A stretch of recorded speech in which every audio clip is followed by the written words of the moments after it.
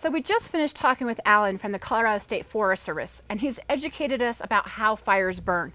But it's also important to remember the insurance on your home and how to protect your home. And to help us understand that, I have Roger with Allstate. Thank you so much for joining us. Now, we've taken a walk around the home, and tell me a couple of things quickly that you saw that they did right.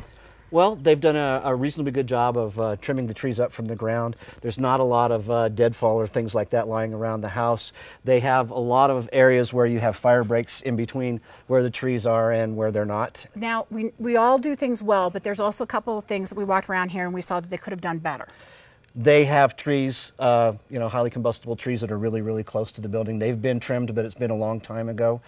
We have issues with a lot of broken and peeling paint and things like that, where that would make the fire more accessible to the wood portions of the structure, even though a lot of it's rock and stucco and things like that. So basically what you're telling me is what's really important at home is just doing good home maintenance. You don't want to wait till the last minute. I've had several phone calls this week about with people who are concerned about what's going on with the fires and do I have enough coverage and things like that. And I've actually had a couple of people call me and say, well, I want to make changes to my house.